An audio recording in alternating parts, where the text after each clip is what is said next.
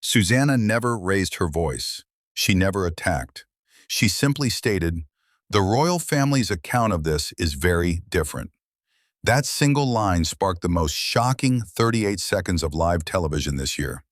Good Morning Britain had booked Meghan Markle for what appeared on paper to be a standard morning segment, a calm sit-down, an opportunity to clear the air. Susanna Reid had conducted interviews like this for decades. A guarded public figure arrives, a few careful questions are exchanged, and everyone departs with their narrative preserved. She began with the measured tone her viewers trusted. "Meghan, thank you for being with us this morning. We know your time in the public eye hasn't been easy lately." Meghan's expression remained neutral. No smile, no warmth. "I didn't come for sympathy," she replied. "I came because I'm finished letting other people control my story." Susanna gave a single nod. She didn't push back. She moved with the rhythm of a professional, building a bridge before crossing it. "You've made some powerful public statements recently," Susanna continued. "The reaction has been split. Some believe you've been treated unfairly. Others feel you haven't been entirely transparent. What would you say to those who question your version of events?" Meghan stiffened almost imperceptibly. "So we're beginning with 'people question you.' That's the framing." "It's the reality of the public conversation," Susanna answered. "This is your chance to address it." Meghan offered a short, cold laugh. "No, this is your chance to turn my life into a debate." "That isn't my intention," Susanna said calmly. "I'm asking you directly." Meghan leaned forward. "You pose the question as if it's neutral, but it's not. You're implying I've been dishonest." "I'm not implying anything," Susanna countered. "I'm asking for your response." A brief pause. Susanna chose her next words with care, her demeanor steady. "And because your claims involve other people, the public is also waiting to hear the royal family's perspective." The atmosphere shifted. Meghan's eyes narrowed. "Don't do that." "Don't do what?" "Don't use them as your authority," Meghan snapped. "You don't get to sit there and repeat their narrative as fact." "I'm stating there are two narratives in play," Susanna clarified. "You're here to speak to yours. You're presenting them as equal. That isn't how power operates." Susanna didn't rise to it. "Meghan, I'm not attacking you. I'm asking for clarity. That's the job." "And my job," Meghan said, her voice sharpening, "is refusing to be cross-examined for having survived." Susanna held her gaze. "Then tell us what that survival looked like. But please understand, being heard also means being questioned."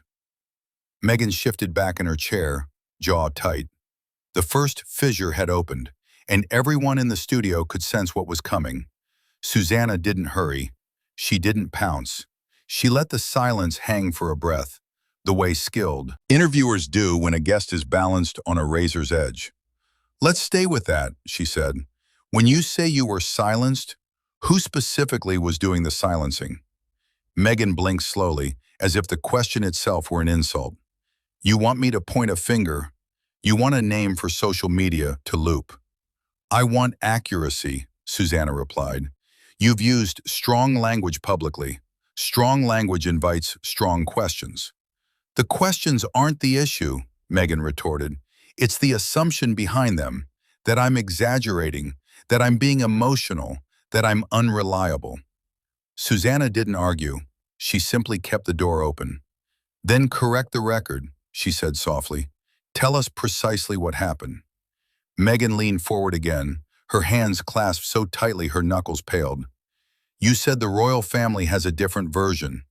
Do you realize how loaded that statement is?" "It isn't loaded, it's factual," Susanna stated. "The palace has issued statements. The public has heard both sides. They're asking where the truth lies." "The palace issues statements about everything except what matters," Meghan fired back, her control weakening. "They protect the institution, first and always." Susanna's tone remained even, but she didn't retreat. "Are you saying every official response was false?" "I'm saying every official response was strategic. There's a difference." Susanna nodded, as if following a thread. Then let's discuss strategy. One of the biggest questions people have is this. If you felt harmed by that institution, why continue to engage with it publicly? Why not step away entirely? Meghan froze. The calculation was visible in her eyes. That isn't a question, she said quietly. It's a judgment. No, Susanna said. It's what viewers are asking. They're trying to understand the line between personal pain and public discourse. Meghan straightened, shoulders set. Here's what they don't understand, she said. When you live inside a machine like that, your silence becomes their weapon. If you don't speak, they write the ending for you. Susanna leaned in. Then help them understand with detail, not with slogans. Meghan stared as if a boundary had been crossed. You want detail? Fine. She paused, then lowered her voice. Do you want to know what it feels like to sit in a room where your life is being decided by people who will never have to live it? Her eyes held steady, but her expression hovered dangerously close to breaking. Because that's what you're asking me to relive. On your schedule, for your audience. Susanna's response was calm but firmer now. No, Meghan, I'm asking you to explain the claims you brought into the public square. That isn't cruelty, that's accountability. The word accountability seemed to strike a nerve deeper than anything prior. For the first time, Meghan didn't merely look offended, she looked threatened. She sat back, blinking as if choosing between two selves, the composed persona and the one, holding back, a torrent. Accountability, she repeated, slow and cutting. You say that like it's a neutral concept. It is neutral, Susanna said. It applies to everyone who uses a public platform. Meghan's smile flashed for a second. A warning, not warmth. Everyone? You truly stand by that? Where was this hunger for accountability when false stories were planted about me? Where was the balance then? Susanna didn't dodge. I'm not here to defend headlines or tabloids.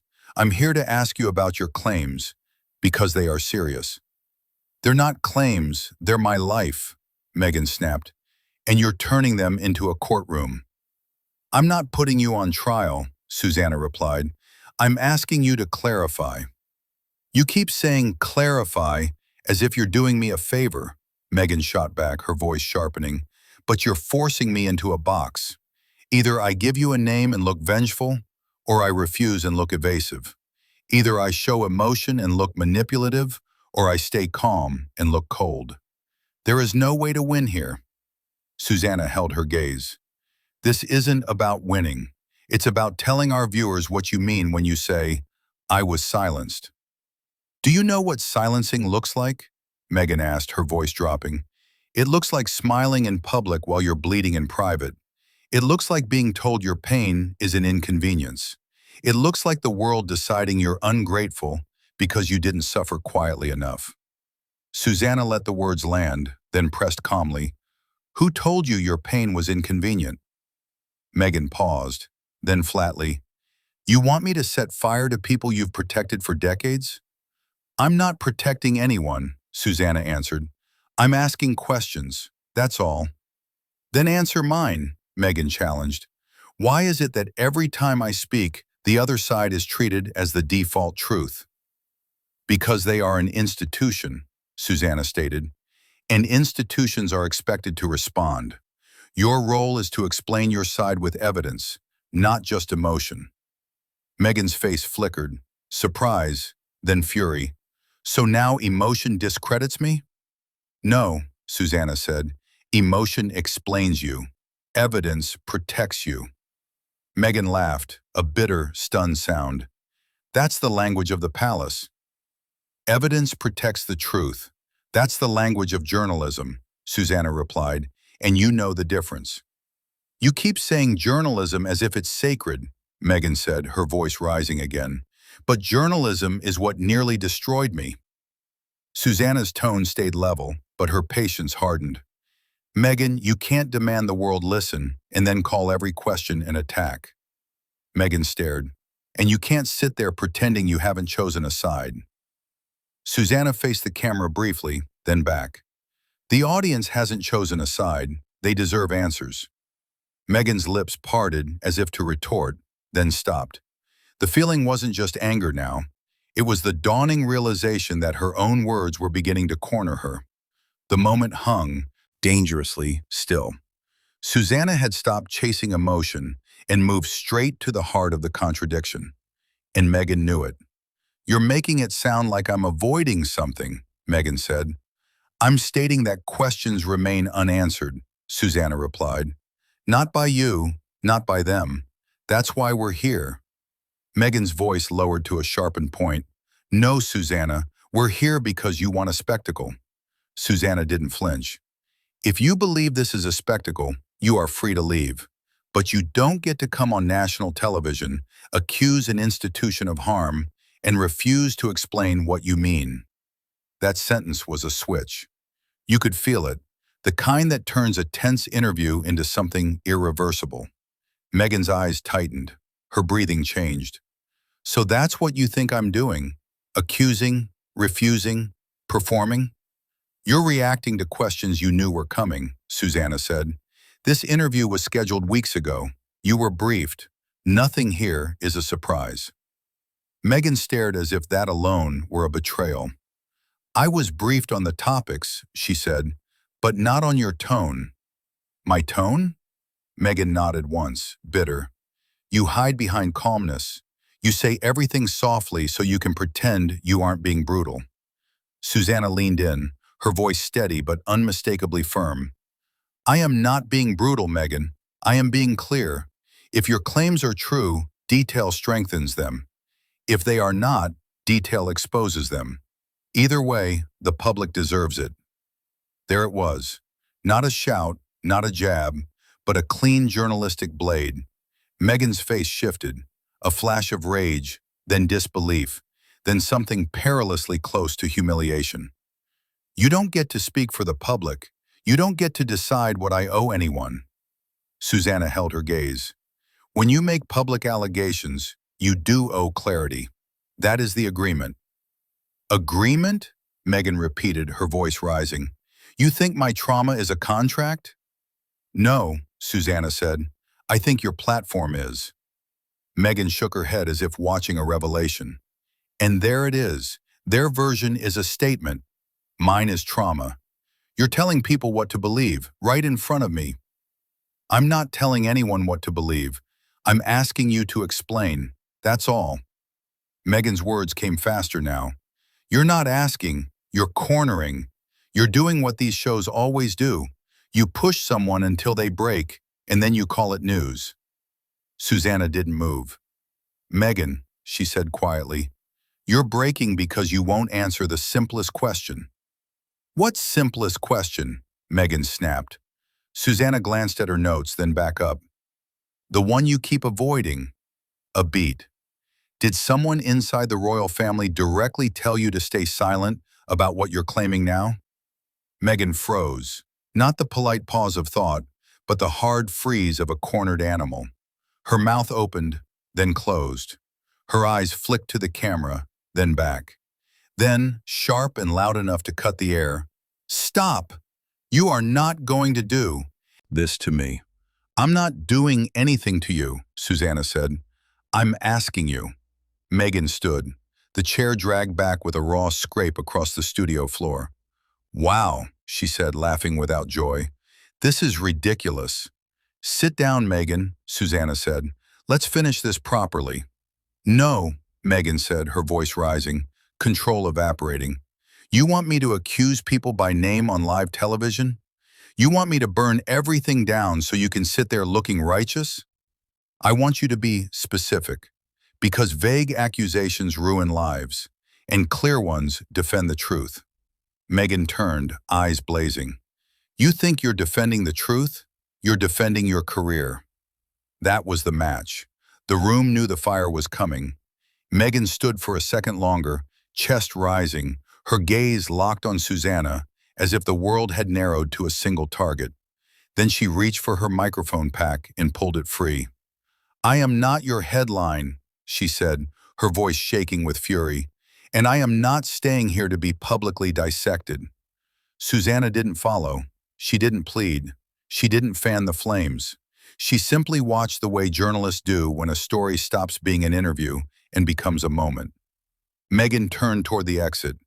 "You're all the same," she threw over her shoulder. "Build someone up, then tear them down when they don't obey." And then she walked off the set in full view, the studio door closing behind her like a final curtain. For a beat, the air held no script, just the echo of a live collapse. When Susanna faced the camera again, steady but visibly stunned, she said quietly, "Well, that wasn't what we expected. We invited Meghan here for an open conversation. We asked fair questions. What we can't accept is personal attacks replacing answers." In the silence that followed, the truth of the morning settled. This wasn't merely a walkout. It was a stark warning about what happens when entrenched power meets a question it cannot control. Did Susanna go too far? Or did Meghan correctly identify a trap? Let us know your thoughts below. If you want more deep, cinematic breakdowns of moments that define the public discourse, be sure to like, subscribe, and turn on notifications. The next story is even more compelling.